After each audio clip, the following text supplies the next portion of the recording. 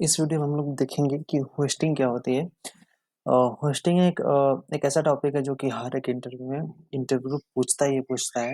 मैंने जितनी बार भी अभी तक इंटरव्यू दिया है जावास्क्रिप्ट का फ्रंट एंड के लिए, उतनी बार मुझसे होस्टिंग तो ज़रूर पूछा गया है। और इंटरव्यूअर ये एक्सपेक्ट करता है कि आप होस्टिंग मीन्स कि डीपली आप इसको आप होस्टिंग आप डीपली जानते हो। ये उसको आपसे एक्सपेक्टेशन रहती है कि नहीं, आप होस्टिंग आप समझते हैं कम से कम कि नहीं, काम कैसे करता है होस्टिंग। सो आज हम लोग उसी के बारे में डिस्कस करेंगे कि होस्टिंग काम कैसे आगे करता है। ठीक है, तो अभी एक फंक्शन बनाते हैं। पहले फंक्शन एक ऐड नाम का फंक्शन बनाते हैं। तो इसके अंदर हम कुछ वेरिएबल्स बना रहे हैं। Let first equal to 10 and for second is equal to 20 and const third is equal to 30। ठीक है, ये हमारे पास 3 वेरिएबल हैं और ये तीनों के तीनों हमारे इस वाले फंक्शन के अंदर हैं। सेम टू सेम वेरिएबल हम इस फंक्शन के बाहर भी बनाएंगे। ये हो गए हमारे। ठीक है, ठीक है, हम इनका नाम चेंज कर लेते हैं। हम अंदर वालों को सेकंड सेकंड दे देते हैं।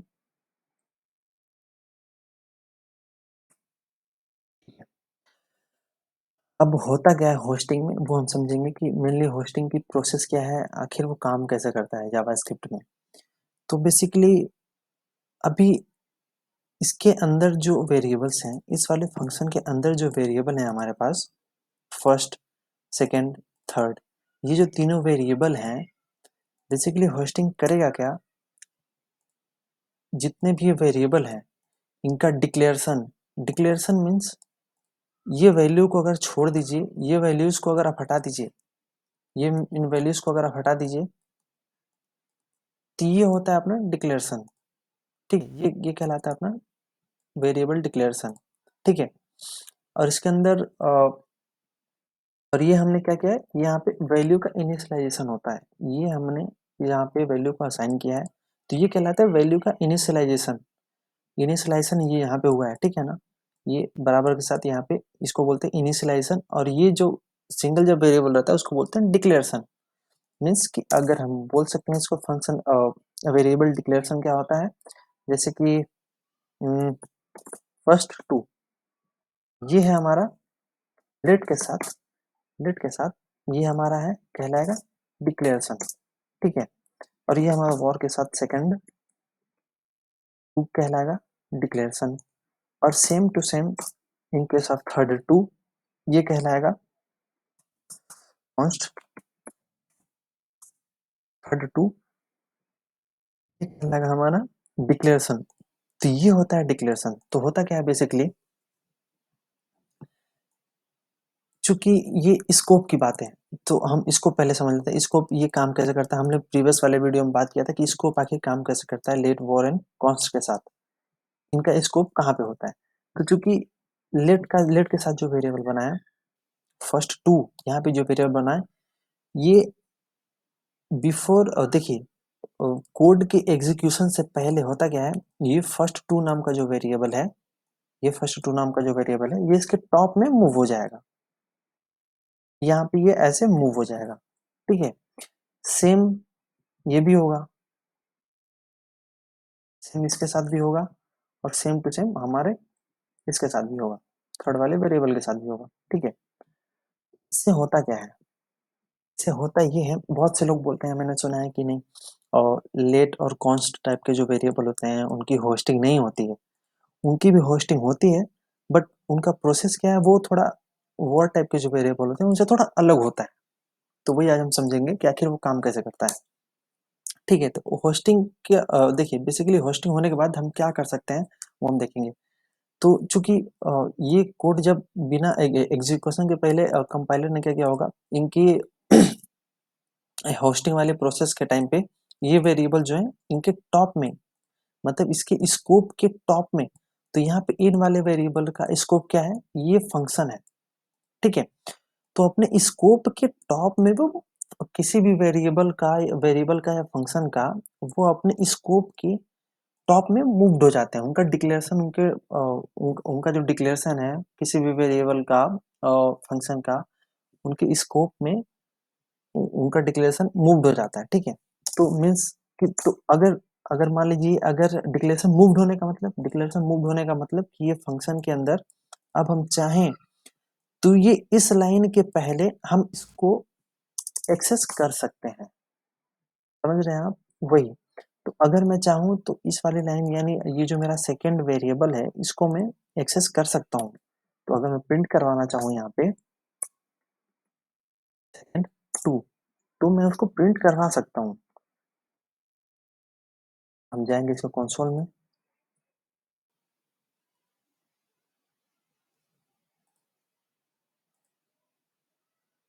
ओके।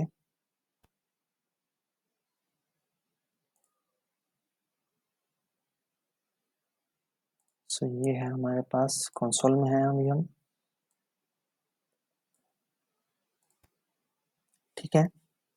अब हम इसको एक बार कॉल भी कर देते हैं, ऐड, ठीक है। ये हमको यहाँ पे देखने के लिए मिल रहा है, क्या लिखा हुआ, अनडिफाइंड। ये आपको मिल रहा होगा यहाँ पे अनडिफाइंड, यहाँ पे लिख के आ रहा है।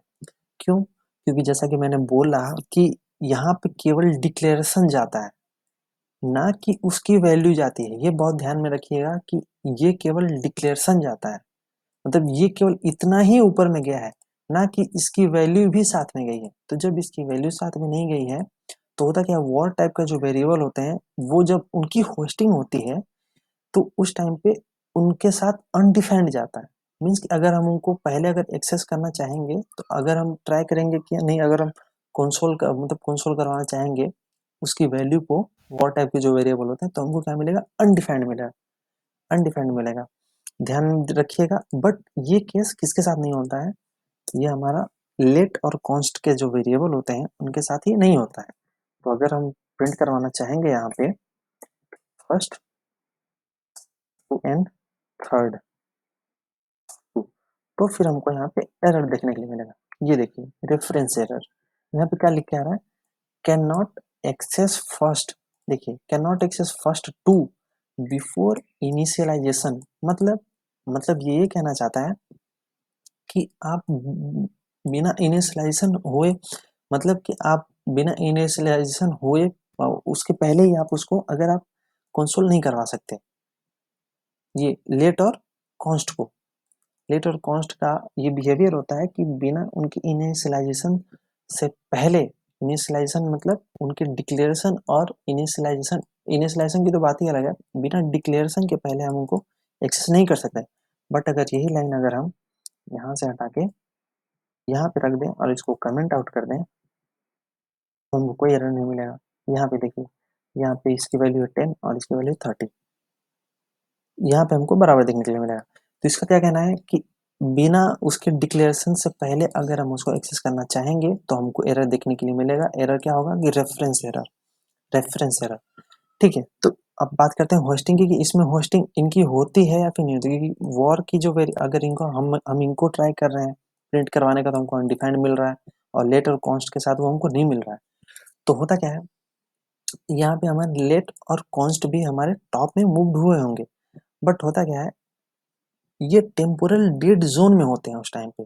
मतलब कि जब इनकी होस्टिंग होती है तो टेम्पोरल डेड जोन एक होता है, वहां पे ये चले जाते हैं लेट और कॉन्स्ट टाइप के जो वेरिएबल होते हैं। तो होता क्या है कि उसके बाद फिर हमको एक्सेस नहीं कर सकते हैं उनके डिक्लेरेशन से पहले।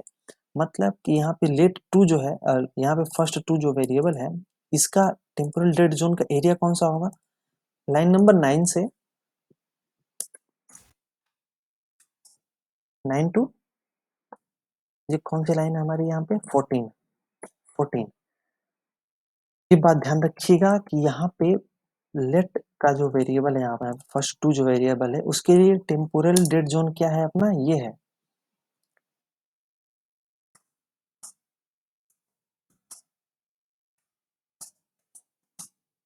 ये यहाँ पे है अपना टेम्पोरल, यहाँ पे TDZ इसको शॉर्ट में बोलते हैं TDZ। तो अगर कोई पूछे TDZ का मतलब क्या होता है, आप बोल सकते हैं कि टेम्पोरल डेड जोन होता है। टेम्पोरल डेड जोन का मतलब अगर उस वाले एरिया में हम उसको एक्सेस नहीं कर सकते वेरिएबल या फिर फंक्शन को, ठीक है। तो यहाँ पे 9 नंबर लाइन से यहाँ पे 14 नंबर की लाइन के बीच में अगर हम चाहें कि इस वाले वेरिएबल को एक्सेस कर लें तो हम एक्सेस नहीं कर सकते, क्योंकि ये इस फर्स्ट टू का जो वेरिएबल है उसके लिए टेम्पोरल डेड जोन का ये एरिया है। सेम टू सेम वैसे उसके साथ अप्लाई होता है, थर्ड टू वाले वेरिएबल के साथ होगा। तो इसके साथ हमारा क्या होगा, इसका एरिया कौन सा है, यहाँ से आपको देखने के लिए मिलेगा 9 नंबर लाइन से उसके फंक्शन के टॉप में जाइएगा उसके स्कोप में, और यहाँ पे देखिए कहाँ पे वो डिक्लेयर किया गया है, 17 नंबर लाइन पे। तो कहाँ से कहाँ हो गया, 9 से 17 क्या होगा अपना, कॉन्स्ट वाले के लिए हो गया। इसके लिए हो गया, ये वाला जो वेरिएबल है अपना थर्ड टू है। तो इसको अगर हम चाहेंगे कि 9 नंबर से 17 नंबर लाइन के बीच में अगर हम एक्सेस करना चाहेंगे तो हम उसको एक्सेस नहीं कर सकते, क्योंकि वो उसका टेम्पोरल डेड जोन का एरिया है उस वाले वेरिएबल के लिए। तो उसके हम डिक्लेयर होने से पहले हम उसको एक्सेस नहीं कर सकते। समझ रहे होंगे आप, बिफोर हम उसके डिक्लेरेशन हम उसको प्रिंट अगर करवाना चाहेंगे तो हमको एरर देखने के लिए मिलेगा। ये है, तो ये हो गया इनका। और सेम टू सेम इनके साथ होता है कहाँ पे, फंक्शन के साथ भी वही होता है, फंक्शन के साथ भी वही होता है। अब देखिए, अब ये वेरिएबल चाहे हमारे किसी फंक्शन के अंदर हो या फिर ग्लोबली हो, इनके साथ सेम टू सेम वो अप्लाई होगा।